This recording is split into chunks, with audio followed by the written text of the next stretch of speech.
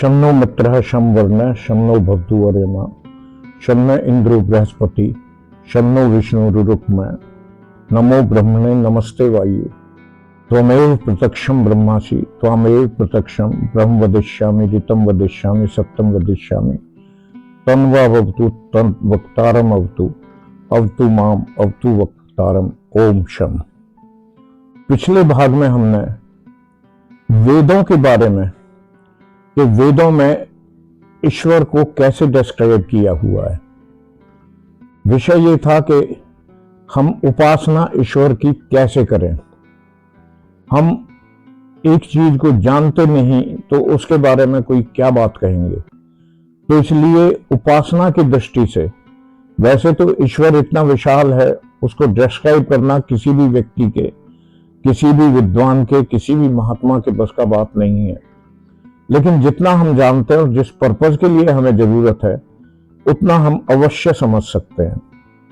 तो वेदों में ईश्वर को क्या बताया है कि ईश्वर पूरा, जैसे मैंने बताया था, सर्वशक्तिमान, निराकार, सर्वव्यापक, सब जगह विद्वान है। तो इस तरह जो चीज है जिसकी कोई आकृति नहीं है, जिसकी कोई मूर्ति नहीं है, जिसको हम देख नहीं सकते, सुन नहीं सकते, ऐसे ईश्वर के बारे में, उसकी उपासना के विषय पे आने से पहले उसे जानना अति आवश्यक है। तो आगे कंटिन्यू करते हुए वेदों में ही क्या डिस्क्रिप्शन दी है। यजुर्वेद में कहा है कि तद एजति तन नेजति तद दूरे तद्वंतिके तदंत्रस्य सर्वस्य तदु सर्वस्यास्य बाह्यतः। मतलब वो इतना नजदीक है और इतना ही दूर है। कंट्राडिक्टरी बात हो गई कि नजदीक भी है और दूर भी है। तो ये जो हमने अभी इसका अनुवाद किया तदेजति तन्नेजति, तो ये लौकिक भाषा में किया। वेदों की संस्कृत थोड़ा अलग है। विद्वानों ने जो इसकी व्याख्या की है, खासतौर से महर्षि दयानंद जी ने, कि वो विद्वानों की दृष्टि में तो सब जगह है, सर्वव्यापक है, नजदीक भी है, दूर भी है, चलायमान है। वो चलायमान है और अचल है, दोनों बातें हैं। चलायमान इस तरीके से हैं कि जो मूर्ख हैं, मूर्खों की दृष्टि में हम यहां हैं तो हम जाएं हिमालय पर्वत पे, तो क्या ईश्वर हमसे पहले वहां पहुंच सकता है? यदि इस श्लोक का असली अर्थ जाने तो वो तो वहां पहले से ही मौजूद है। हम मन की गति सबसे बड़ी गति बताई है। कोई भी ना सुपरसोनिक जेट, ना कोई भी वायुयान अभी मन की गति तो तेज नहीं बन पाया है। मन 1 सेकंड के फ्रेगमेंट में सूरज पे पहुंच सकता है, मिल्की वे में जा सकता है। इतनी दूर जो तारे हैं जिनके बारे में हमने पढ़ा है या सुना है कि हमारे मिल्की वे के बराबर का तारा है, तो इतनी दूर जो 1 सेकंड के फ्रेगमेंट में पहुंच जाए, उससे भी ज्यादा तेज है। उससे ज्यादा तेज इसलिए है क्योंकि ये तो मन तो पहुंचेगा 1 सेकंड के फ्रेगमेंट में, वो तो पहले से ही वहां विद्यमान है। तो वो इसलिए न दूर है, न नजदीक है, न चलायमान है, न अचल है, वो सब जगह मौजूद है। आगे कहा तद अंतरस्य सर्वस्य, सब प्रत्येक व्यक्ति के अंदर है, प्रत्येक वस्तु के अंदर है, प्रत्येक चीज के अंदर है और हर एक से बाहर है। बाहर इसलिए कि अंदर का तो हमें पता है, अंदर का हम थोड़ा बहुत जान सकते हैं क्या क्या चीजें हैं, लेकिन वो तो बाहर भी है, वहां पर भी मौजूद है जहां तक हमारी सोच भी नहीं पहुंच सकती, हमारा मन भी नहीं पहुंच सकता, हमारे विचार भी नहीं पहुंच सकते। तो इसलिए ईश्वर की ये व्याख्या इस तरह का है। एक अन्य श्लोक है, सूर्य चंद्रमसौ धाता यथा पूर्वम अकल्पयत दिवंच पृथ्वींच अंतरिक्षम अथो स्वः। जो सूर्य और चंद्रमा है, ये उस ईश्वर ने पूर्व काल की भांति बनाए हैं। ये तो हम जानते ही हैं कि सूर्य और चंद्रमा बनाए हैं। लेकिन यहाँ एक बात और ऐड की उसकी शक्ति और उसके सामर्थ्य को दर्शाने के लिए कि कल्प हम कहते हैं कि ब्रह्म दिन को, पहले भी मैंने पहले भागों में भी इसका जिक्र किया था कि 4 अरब 62 करोड़ वर्ष, 4 अरब 64 करोड़ वर्ष जब हो तो एक दिन होता है 4 अरब 32 करोड़, और 8 अरब 64 करोड़ का दिन और रात, ये दोनों होती हैं। तो ये एक दिन का चक्र है, दिन रात्रि का। अब ये जैसे चक्र पूरा हो जाएगा 1 अरब 96 करोड़ 8,53,126 वर्ष व्यतीत हो चुके हैं। अब 27वां शुरू हो जाएगा इसका। तो इतने वर्षों से जो ये चल रहा है समय, ये पूरा होने के बाद फिर जब सृष्टि रात होगी तो सब शांत हो जाएंगे, जैसे नींद में हम हो जाते हैं या अचेतन अवस्था में होते हैं या अनकॉन्शियस अवस्था में होते हैं, इस तरह उसके बाद फिर नया दिन शुरू होगा, सृष्टि की फिर से शुरुआत होगी। उसमें फिर सूरज, चांद, धरती, ये चीजें बनाई जाएंगी, मानव, जानवर, पहाड़, दरिया, नदियां, ये सारी चीजों की दोबारा से रचना होगी। तो ये उसी का सामर्थ्य है, जैसे पहले बनाया उसी तरह के लगभग ये दोबारा ईश्वर रचता है, पृथ्वी की रचना करता है, पहाड़ों की करता है, मिल्की वे तारों की करता है। तो उसका ये सामर्थ्य दिखाया है, और इस तरह ये क्रम पता नहीं कब से, अनादिकाल से चला आ रहा है और अनंत काल तक चलता रहेगा। आत्मा कभी खत्म नहीं होगी।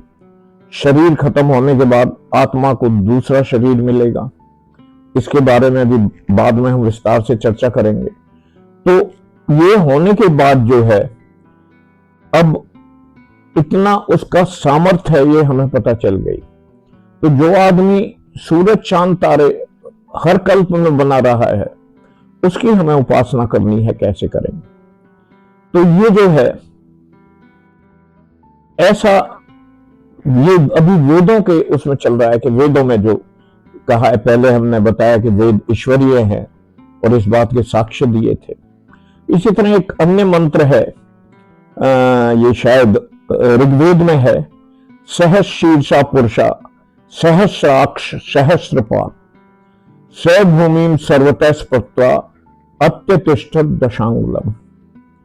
तो जो सहस्र शीर्षा, हजारों लोगों के जो शीर्ष हैं, मतलब हजारों लोग और हजारों आंखें और हजारों पैरों से चलने वाले, तो ये सारे जो जिसके अंदर समाये हुए हैं, समाहित हैं, वहां से दशांगुलम 10 जो चीज हैं, जो इनमें व्यापक जगदीश्वर है, 5 स्थूलभूत और 5 सूक्ष्म भूत, ये 10 अवयव हैं। उस सब जगत को उल्लंघन कर स्थित होता है, अर्थात सबसे पृथक भी स्थित रहता है, वो ईश्वर है। ये ऋग्वेद के पुरुष सूक्त, मेरा ख्याल यजुर्वेद में है, उसमें इस तरह के 22 श्लोक हैं जिसमें ईश्वर के बारे में भी बताया है और ईश्वर क्या करता है, ये सारी चीजें कैसे उसने बकरे, आदमी, गौएं ये बनाई, जंगल बनाए, जंगल में जंगली जानवर बनाए, ये सारी चीजें उसमें पुरुष सूक्त में दर्शाई हुई हैं। तो ये इतनी व्यापकता है ईश्वर की। उस व्यापक आदमी को हम कैसे एक जगह कंफाइन करके रखेंगे, मुझे समझ नहीं आ रही। आप भी इस पर विचार करें कि क्या उसे कहीं कंफाइन किया जाता है। इसी तरह एक अन्य श्लोक है, अन्य मंत्र है वेदों में, ततो विराट जायत विराजो अधिपुरुषः स जातो अत्यरिच्यत पश्चात भूमि अथोपुरः। उस परमात्मा ने विविध प्रकाश के प्रकाशमान प्रकाश ब्रह्मांड रूप संसार उत्पन्न किया। प्रकाशमान कैसे हैं? अंधेरा हो जाता है, सूरज उगता है, लाइट हो जाती है, रात होती है, चंद्रमा आता है, प्रकाश होता है। हालांकि सूर्य जैसा नहीं होता, लेकिन है तो प्रकाश। तो ये प्रकाशमान, ये चीजें सारी उसने पैदा की। और इसके अनंतर वो पहले से ही प्रसिद्ध रहा है, तो उसने पृथ्वी को भी उत्पन्न किया है। इसी तरह बाहर से पृथ्वी भी चांद की तरह चमकती है। जैसे सूरज की, चांद और पृथ्वी, इनकी अपनी रोशनी कोई नहीं है। ये सूरज से रोशनी लेते हैं। और सूरज कहां से रोशनी लेता है? सूरज को तो वही रोशनी देता है जो स्व प्रकाश रूप है, उसका अपना ही प्रकाश है। वो खुद भी प्रकाश में रहता है, औरों को भी रोशनी देता है, तो इसलिए उसे स्व प्रकाश रूप कहा है। तो ये ऐसा परमात्मा जो प्रकाशमान पदार्थों को पैदा करता है, उन लोगों को पैदा करता है जो जिसके प्रकाश से दूसरे पदार्थ प्रकाशमान होते हैं, उनसे वो प्रकाश लेके चलते हैं। तो ये जो है, इस तरह का ये ईश्वर का स्वरूप हमें बताया है। तो ये स्वरूप जो है, इतना स्वरूप जानने के बाद हम विचार करेंगे कि उसकी कैसे करें। ऐसे ये तो वेदों में है। गीता में आपको ध्यान होगा, जिन लोगों ने पढ़ी है, 11वें अध्याय में जब अपना विराट स्वरूप कृष्ण जी दिखाते हैं अर्जुन को, तो जहां तक मेरी समझ है, मैं समझता हूं कि आदमी कोई इतना विराट स्वरूप दिखा नहीं सकता। उन्हें समझाया है उसके बारे में, ईश्वर के बारे में बोल के, कि भाई जब उसका भ्रम दूर करना था, क्योंकि वो उसके कहने लगा सीदंती मम गात्राणी, कि मेरे मुखम में परिशिष्य थे। तो जब आदमी को डर होता है या अचानक कोई ऐसी चीज सामने आ जाए चौंकाने वाली, तो मेरा ख्याल है हर एक आदमी के साथ हुआ है, मुख सूखने लगता है और रोम हर्षों में जाए थे, रोम खड़े होने लगते हैं, इस तरह होता है। तो उसे कहा कलभ्यम मासम गमा पार्थ, कि नैतत्वयुत्पद्यते, कि ये कायरता को छोड़ो, ये तुम्हें शोभा नहीं देती। फिर उन्हें समझाया, तो वहां से ये सारी बातें बताई, ज्ञान योग, कर्म योग, सांख्य योग, सारे योगों को बता के कि भाई ईश्वर क्या है वो बताया। उसमें बताया ईश्वर की जो परिभाषा लिखी 11वें अध्याय में, दिवि सूर्य सहस्रस्य भवेत उत्पद उत्थिता, यदि भा सदृशी सा स्याद भाषा तस्य महात्मन। कि हे अर्जुन, ये जो जब वो उसकी डिस्क्रिप्शन जो संजय सुना रहे हैं धृतराष्ट्र को, कि जब अर्जुन को बताया कि मेरा रूप देखो, तो उसमें ये बताया कि भाई जैसे उन्होंने अपना रूप दिखाया तो हजारों सूर्यों जैसा प्रकाश हुआ, एकदम हजारों सूर्य जैसे उदय हो गए हों, और इस तरह मतलब आंखें चुंधिया गई, देख नहीं सकता था, एक सूरज की तरफ नहीं देख सकते, हजारों सूरज की तरफ जैसे देखेंगे। तो उसके स्वरूप का वर्णन कर रहे थे। उसे बताए थे अनेक बाहु दर्वक्त नेत्रम पश्यामि त्वाम सर्वतो अनंत रूपम, न अंतम न मध्यम न पुनस्तवादम पश्यामि विश्वेश्वर विश्व रूप। तो उसने कहा कि कितनी बाहें, अनगिनत, अनेक नेत्र, अनेक मतलब अनंत, इस तरह का रूप था कि वो बता रहा है अर्जुन को, मैं जो देख रहा हूं कि ना मुझे अंत दिखाई दे रहा है, ना मध्य दिखाई दे रहा है, ना शुरुआत दिखाई दे रही है, कोई चीज नहीं दिखाई दे रही। तो ईश्वर का ये स्वरूप था। आगे अर्जुन कह रहा है वो क्या देखता है, क्या स्तुति करता है, त्वमक्षरम परमम वेदितव्यम त्वमस्य विश्वस्य परम निधानम तम अव्यय शाश्वत धर्म गोप्ता सनातनस्तम पुरुषो मतो में। कि अक्षर, अक्षर किसे कहते हैं? हम जो आमतौर से लिखते हैं हम इसे अक्षर मानते हैं, लेकिन अक्षर है, एक होता है क्षर नाशवान, एक होता है अक्षर जिसका कभी नाश नहीं होता। तो इसको भी अक्षर हमने कहा, जो हम बोल रहे हैं ये अक्षर हैं, क्योंकि इनका कभी नाश नहीं होता। अब जैसे बोल दिए तो ये सारे ब्रह्मांड में घूम रहे हैं, खत्म नहीं होंगे। इस बारे में दर्शन शास्त्रों में डिटेल से एक्सप्लेन किया है और ये साबित किया है कि ये क्यों अक्षर हैं। बड़े तर्क इस बारे में दिए हैं कि भाई खत्म हो गए तो आज जैसे मैंने ईश्वर कहा, ईश्वर तो शब्द तो खत्म हो गया, फिर दोबारा ईश्वर कैसे कहूंगा? तो इस तरह के ऐसे आंख खोलने वाले उदाहरण दे के समझाया है कि भाई ये नहीं होते। तो ये इसका अक्षर बताया, विश्वस्य परम निधानम शाश्वत धर्म गोप्ता और सनातनसम, कि मेरे मति में, मतलब मेरे अनुसार सनातन पुरुष मीन्स सबसे प्राचीन आप ही हो, आपसे पहले कोई नहीं था, आप ही सारे थे। आगे उसकी स्तुति करते हुए कहते हैं, अनादि मध्यांतम अनंत वीर्यम अनंत बाहु शशि सूर्य नेत्रम पश्यामि त्वाम दीप्तहुताश्वत्थम स्वतेजसा विश्वम इदम तपंतम। तो अर्जुन बता रहे हैं क्या देख रहे हैं, क्या स्तुति कर रहे हैं उनको देख के, कि अनादि आपसे पहले कोई भी नहीं था, मध्यांतम अनंत वीर्यम सामर्थ्यशाली, आपके जैसी सामर्थ्य वाला कोई भी नहीं है, अनंत बाहु शशि सूर्य नेत्रम, आपकी भुजाएं इतनी हैं कि उन्हें काउंट ही नहीं कर सकते, हजारों सैकड़ों लाखों पता नहीं कितनी हैं। शशि सूर्य नेत्रम, शशि मीन्स चंद्रमा, और जो सूर्य हैं ये आपके नेत्र के समान हैं। पश्यामि त्वाम दीप्तहुताश्वत्थम स्वतेजसा, आपके तेज से ये सारा विश्व तप रहा है। तो इस तरह गीता में 11वें अध्याय में आप पढ़ेंगे तो वहां ये मिलेंगे, काफी कुछ उनके उसमें कहा गया है। एक तरह से कृष्ण योगी राज पुरुष थे।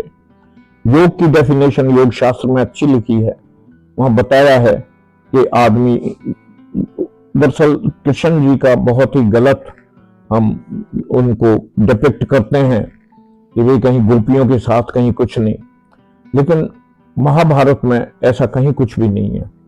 6 वॉल्यूम्स में बहुत बड़ी ग्रंथ है, उसमें उनका जो चरित्र दिखाया है वो योगी राज का दिखाया है, जिन्होंने योग से अपने आत्मा को काबू किया हुआ था। योग वो चीज है जो आदमी को जो वो सोचे जो वो करा सकते हैं। वो कोई गलत काम नहीं करते, कोई अपने लिए काम नहीं करते। जो खाना खाते हैं जिंदा लेने के लिए, स्वाद के लिए नहीं, उनके लिए कच्चा आटा रखा हो, बर्फी जलेबी मिठाई रखी हो, कुछ भी रखी हो, तो वो इसलिए नहीं खाते कि टेस्ट लें। तो ऐसे योगी राज थे, तो वो इन्हें समझा रहे हैं। तो इस तरह उनकी ये व्याख्या की गई है। तो ईश्वर की इतनी विशालता, इतना सामर्थ, इतना ज्ञान, ज्ञान का भंडार, उसके बराबर ज्ञान हो ही नहीं सकता। और वो व्यक्तियों की तरह ना जन्म लेते हैं, ना मरते हैं, ना उनके माता पिता हैं, ना भाई बंध हैं, उनके लिए सब एक हैं। क्योंकि ईश्वर सर्वव्यापक है, तो यहां भी, पाकिस्तान में भी, अमेरिका में भी, नीदरलैंड्स में भी, रशिया में भी जो कुछ भी मानव जाति है, मानव मात्र है, जो भी निर्माण हुआ है वो ईश्वर ने किया है। तो इसलिए ईश्वर सबके लिए समान है। हम कह देते हैं वेदों, हमारे वेद, हमारे कैसे हुए? जो ईश्वर निर्मित हैं, और हम भी ईश्वर निर्मित हैं, तो फिर तो वो सबके होंगे। यदि कोई कहे कि हमारे हैं, तो इसका मतलब हम ईश्वर पर पक्षपात का आरोप लगा रहे हैं। जो वेद उसने सब चीजों के लिए, सब मानव जाति के लिए बनाए हैं, हम उसे अपना कह के एक अधिकार अपना उस पर जमाने लगे, तो ये हमारी मूर्खता ही होगी। मैं समझता हूं इससे ज्यादा कुछ नहीं होगा। तो इस किस्म के ईश्वर जो इस तरह वेदों में, और गीता का मैंने उदाहरण दिया। अगले अध्याय में हम उपनिषदों में क्या कहा है, योग शास्त्रों में, दर्शन शास्त्रों में क्या कहा है, इस विषय पे चर्चा करके, और फिर उसके बाद उपासना पे आएंगे हम कि उपासना कैसे की जाए। तो मैं समझता हूं आज के लिए तो नया शुरू करेंगे अध्याय, तो उसमें दूसरे ग्रंथों को लेकर हम ईश्वर के बारे में जानेंगे, ताकि हमें सहूलियत हो ये जानने में कि हम कैसे उपासना कर सकते हैं। कोई गलती हो तो हमेशा की तरह क्षमा प्रार्थी हूं, त्रुटि के लिए क्षमा चाहता हूं। अगले बार जब आपके दर्शन करूंगा तो इसी विषय को थोड़ा और एक्सप्लेन करके फिर हम नेक्स्ट विषय, उपासना विषय पे आएंगे। जय हिंद, जय भारत।